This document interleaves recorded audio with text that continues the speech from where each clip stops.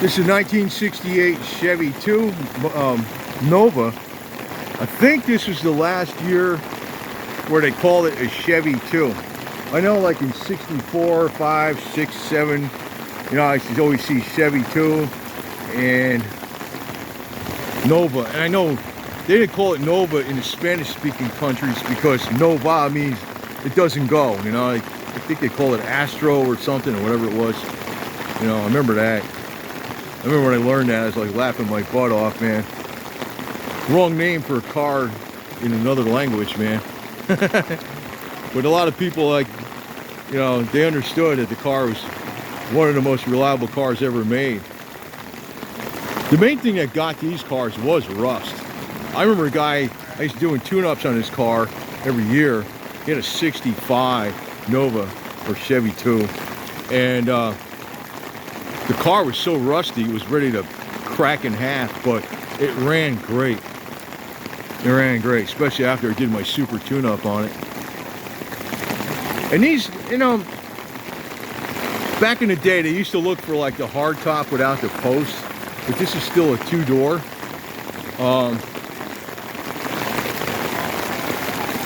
Looks nice with the white stripe. I don't know what engine's in it. Probably, you know, it might say in the front here if it says anything. No, don't. This might, you know, well, stock, this car would not have probably had, it might have had like a 307 or something like that when it was stock. But because I'm looking at the two-door post or whatever you call that, like not a hard top, but this thing with the stance and the tires, obviously it's not a stock engine. And if you look inside here, you can see the 4 on the floor, clutch pedal, gauges, bucket seats. It's I don't know, I hazard to say it's a built-up 350,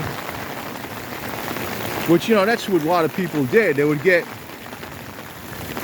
because if you picked up, say you wanted to get a 68 Camaro back in 1979, you know, even then, those, you know, they were 10 years old and they weren't really in their prime like where they are now, or they're crazy priced.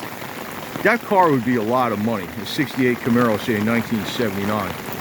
But if you picked up this, the 68 Chevy II, and it's a two-door, and it's not a hardtop, but it's still a two-door, you could put a lot more into that engine.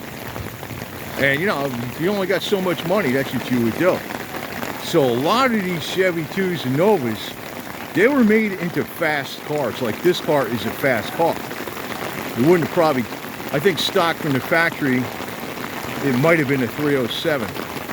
Without the badges on it and everything like that, it might have been something like that. But that's what I was saying earlier, that people would, you know, they'll tell you all this stuff about the specifications.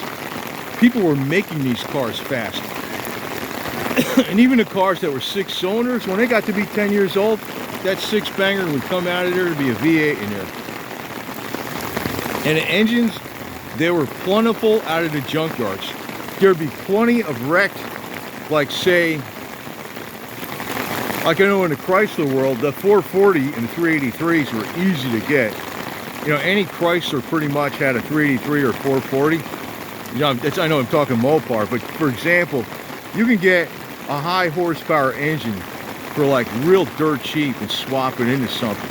And that was the same thing with the Chevys and the Fords. And the Chevys, you know, one thing the Chevys had a big advantage was there was a lot of commonality over the years. I used to drive, you know, I liked the Mustang and the Fords and stuff, but there was a lot of things that did not fit. You know, they were like 1 year only and stuff like that. The Chevys, a lot of interchangeability. So you could, you know, if you blew a motor on a car, you could just get another one real quick. It wasn't like you had to go to online and pay thousands of dollars for a crate motor. They're all over the place, man. All over.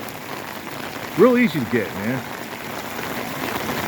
So, but the other disadvantage we had back then was no internet. That was a problem. You'd have to walk all over the junkyard and try and find what you needed to find. That was a problem. And they would tell you, yeah, it's here. You get there, it's something garbage that they didn't describe right on purpose or something. That was the one problem. No pictures by phone or none of that stuff. But still, you know, the muscle car era was really made by the people, not the corporations. The corporation was following the people. So that's a big hint as to how you want to change stuff. Make it happen.